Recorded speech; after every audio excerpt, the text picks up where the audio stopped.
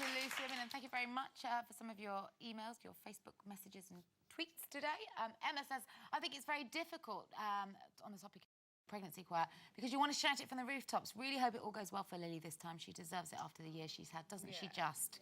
And Claire has got in touch on the subject of Nancy Delolio's self-belief. She says, Nancy reminds me of Dorian from Birds of a Feather. Both of them have similar dress sense and far too high an opinion of themselves. It's all right, Nancy will be fine with that because she's fascinating. Now, they say all good things come to an end, and sadly, that's where we're at with our final guest. As the adorably eccentric Graham in Coronation Street, he's had us in stitches over the last 2.5 years, but it seems lately he can't do right for doing wrong, as he breaks his girlfriend's heart and decides to leave Weatherfield tonight. Oh. Kicking off, please welcome Craig Gazey.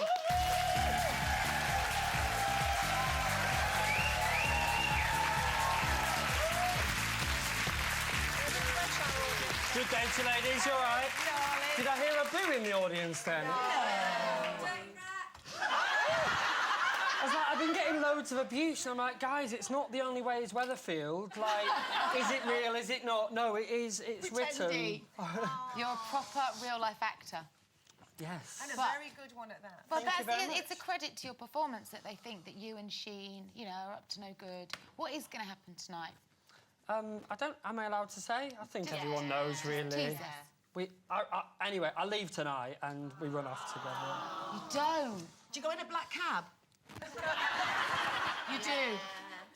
You have to. Yeah. Wheels. Yeah. So what's Sheen got that Tina hasn't? I'll meet you at the cab station.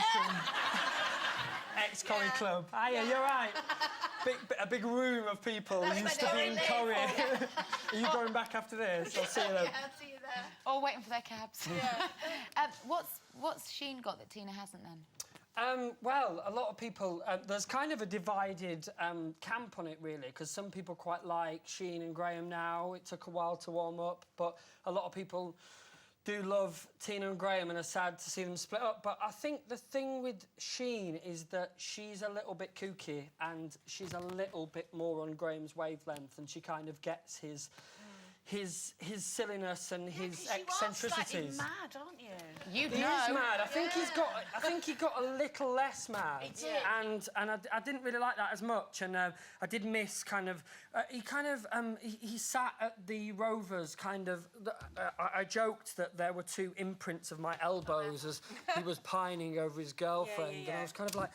He's lost the cookiness a bit. I was like, he's obtained her. He doesn't need to pine over her. But I was just kind of... I wouldn't have thought he was a one to cheat, I have to say, of everybody in that. No, but as I said in Graham's defence... See, I'm getting with the fictional thing now. In my defence. In Graham's defence, he did not want to marry her and he didn't want to be part of anything. He just wanted to get on with his girlfriend. But that doesn't mean you have to sleep with her. No, but then, right? Yeah, but listen, then he sees very little of her. He lives with this girl that he's been chucked in a room. He's sleeping on his sofa and, you know, they start to get on. I likened it to kind of being in the Big Brother house and, you know, where people kind of get on and, you know, so... But I think it's nice because you started off being a bit kooky, a bit crazy, a bit silly, and now you've had a more serious... acting role to play, because you are real Shakespeare, darling. Really. Yes. Are you? He is a real Shakespearean actor. I am. So it's nice for you to show off some proper, you know, strong... Yeah, I mean, it is good, and I did want that about the character. I did want to have, you know, I've gone through an array of emotions, and he has, like, been through quite a lot, and, you know, it does test you more of kind of doing the funny stuff, but in a way, you know, I do miss the comedy. And I loved you in the Butchers. I know. I used to love it kind of wasn't the same after Stephen went, and no, I know, I really missed the Butchers, and I was actually gutted that I didn't get that Graham didn't get an opportunity. See, I'm there. I'm as bad as you. That Graham didn't get an opportunity to take over the Butchers on his own. I thought you were going to have your own sausages and everything. Sherrie, you were in Coronation Street. Calm down, it's not real. I think they may have done, but I'd said that I was leaving. I was going to go at that point. Is it safe for you to be around meat products? Because didn't a pork pie land you in jail in the first place? Yes. Well, they say this, but I think... They do say this, and I had this timeline of how Graham did this and to find out about my character. And no, I think he joked about it, that he threw a pot pie. Oh, he I actually was believe in that. prison for setting fire to his grand's house. Well, that's more serious, obviously, than throwing Yeah, a I pork think pie. the pot pie was actually a joke, and yeah.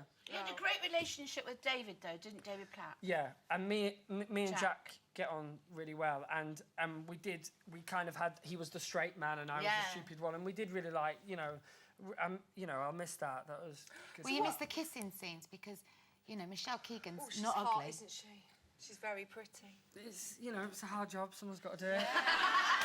You know, I'd say that, but like, she's like a sister. Like, I get on really well, and I get all guys going, "Oh yeah, you must love that," and I'm like, you know, it is a job. It's not the toughest of jobs. I'm not going down the pit, admittedly, but you know, she is my mate, and the main thing is that you feel comfortable with someone that you can do that because it's an intimate moment that isn't real, and it's really difficult. How's Like, Max I was that? really embarrassed. It was my first ever kiss, and we did it at. Whatever in the world? Yeah, untouched. Really? No. Let's not talk about that. We did that last time. I'm not going into that. That's the pot I'm not pie, going and into I my fell love for that life this time. one. No, it was the first time I'd ever done a kiss on screen, and we did it at 7 o'clock in the morning, and like. And it was really, you know, really tight. It was, it was very unromantic. So when you were growing up like us, so I was a bit Sandy stroke Rizzo, was there any sort of film that you used to reenact in your bedroom? Oh, that you've put me on the spot there. Have I? Yeah. Why in his bedroom? Yeah, we don't talk about them films, surely. That's where I reenacted most of mine. I'm sure it was. I remember Karate Kids was quite a big one. I used to get my dressing gown, and I used to Could you do all the this. kick? Yeah. Mr. Miyagi, wax Used to on, do all wax that. off. Yeah. Remember that? But my thing for acting that kind of got me into it was, I don't know if you know the theme park Camelot, but they used to have like the jousting, and I kind of would like still to do it, even though I can't ride a horse, but they used to like, there were like these nights, and I was kind of obsessed by this idea of performance that I just used to love all that. So I kind of love all those kind of things. Outside of that, though, what do you fancy next? I mean, obviously, Zoe mentioned that you were in the Royal Shakespeare Company. Is that something you fancy doing a bit more of? One of the reasons that I did leave is to be able to do some theatre. I mean, you know, not solely just that. It's the point of being a freelancer, so I can do bits and stuff. So I definitely I'm looking at doing some projects. There's some in the pipeline now. Got to get back on the stage because I've been doing it since I was 5, and this is the longest time I've had without being on the stage. Thank you so much for coming by today, Craig. It would be sad to say goodbye tonight, but good luck with whatever comes next. Craig Gazey, everyone.